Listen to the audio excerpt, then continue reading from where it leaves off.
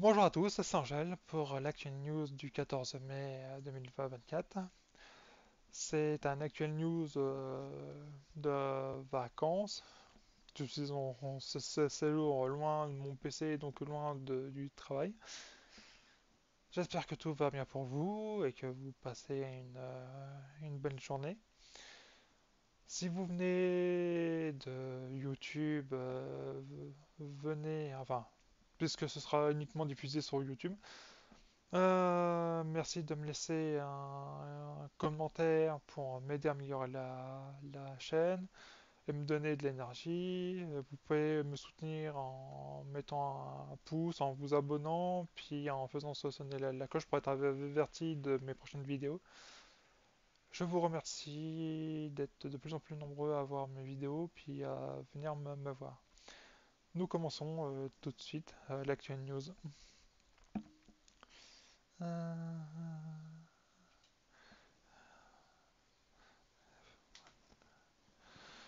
Nous commençons, nous commençons donc par The Rogue of Prince of Persia qui est reporté à la fin mai. Attendu pour le 14 mai prochain, The Rogue of Prince of Persia nous parviendra avec du gros retard dans un communiqué. Evil Empire a précisé que son jeu débarquera bien en mai, sauf que ce sera vers la fin du mois. Pourtant, le studio explique que son site n'a pas connu de bug ou de soucis de dernière minute. Non, son report est en réalité lié au succès de Hades 2. Est-il vrai que les deux jeux peuvent être considérés comme assez proches sur certains de leurs aspects? Étant donné que tout le monde et leur mère jouent à ce jeu, y compris toute notre équipe et leur mère, nous avons décidé de laisser les gens s'amuser sur celui-ci avant de sortir The Rogue of Prince of Persia. Les développeurs disent tout de même que ce délai permettra d'améliorer le patch qui sera déployé à la sortie du titre. Une nouvelle date de lancement précise sera communiquée le 13 mai. Ah, quelque part c'est smart, hein.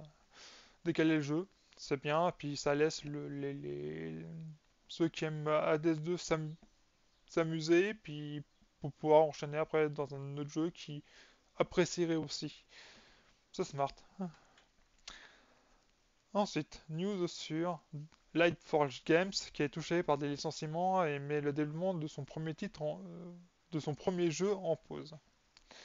Peu connu du grand public, Lightforge Games rassemble des vétérans de l'industrie qui travailleraient sur un RPG inspiré des jeux de plateau intitulé Project Orcs. Hélas, une bien mauvaise nouvelle a été communiquée par Matt Jambarry, le cofondateur de l'entreprise.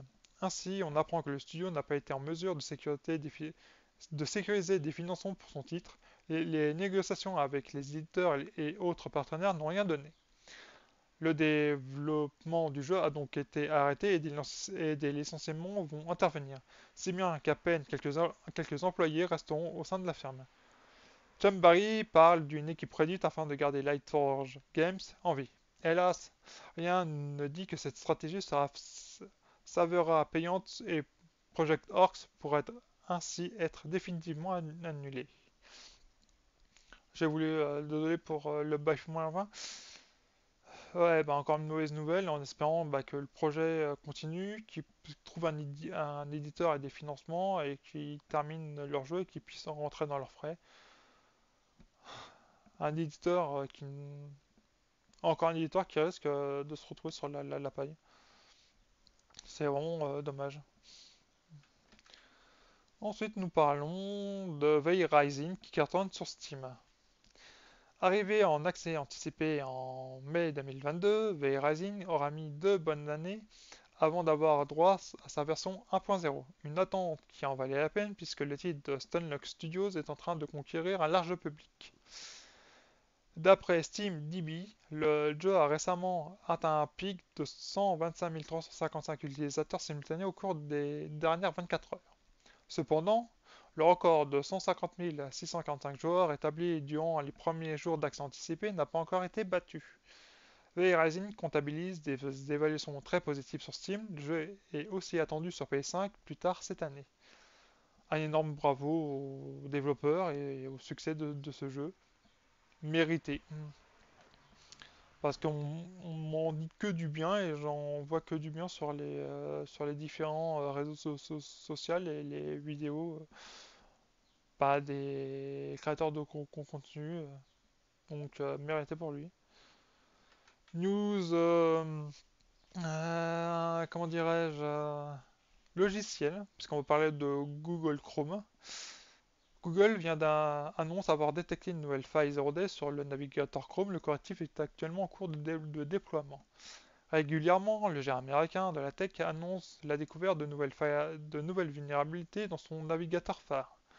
C'est encore le cas d'aujourd'hui avec cette faille 0D qui vient d'être mise à jour par un chercheur, qui a préféré rester anonyme. Google, de son côté, annonce déjà commencer à réagir pour protéger la sécurité de ses utilisateurs. Une faille 0D est toujours un problème dans le monde numérique puisqu'il s'agit d'une nouvelle faille par laquelle aucun correctif n'a encore été apporté. Et une nouvelle vient d'être découverte du côté de Chrome. Google sait qu'un code d'exploitation pour CVE 2024 4671 existe dans la nature. A-t-il été ainsi annoncé? Et même si la firme de Mountain View a été peu discret sur cette faille, d'un niveau critique élevé, il semblerait qu'il s'agisse d'une vulnérabilité de type User After Free qui aurait touché le composant visual impliqué dans la gestion du rendu et de l'affichage de contenu dans Chrome. La cinquième faille 0D de 2024 quand même. En réponse, Google a entamé le déploiement du correctif, à savoir une version 124.0.6367.201/.202 pour Mac OS et Windows et 124.0.6367.201 pour Linux. Pour en savoir plus sur la nature du problème détecté, il faudra attendre, comme souvent avec le géant américain, que la plupart des utilisateurs aient installé le correctif. On peut noter par ailleurs que les premiers mois de 2024 ont été animés pour Chrome puisqu'il s'agit de la cinquième faille 0D découverte en moins de 5 mois. Pour rappel, rien qu'au mois de mars dernier, 3 vulnérabilités critiques avaient été ainsi détectées. Pour observer si la mise à jour est bien arrivée chez vous, il vous suffit de vous rendre dans les paramètres puis de cliquer sur à propos de Google Chrome. Et d'ailleurs, c'est comme ça qu'on fait dans tous les navigateurs. Logiquement, c'est à propos, et à propos de Google, par exemple à propos de Firefox, à propos d'Opera, à propos là de Google Chrome. Et vous avez à chaque fois dans les options à propos pour pouvoir mettre à jour votre navigateur et que je vous encourage fortement à le faire. Ça protégera vos ordinateurs, ce que vous avez dedans et voilà, mettez aussi à jour votre firewall, votre Google, enfin votre Windows Defender, vos antivirus, vos anti-malware. Mettez à jour la sécurité et logiquement tout devrait bien se passer.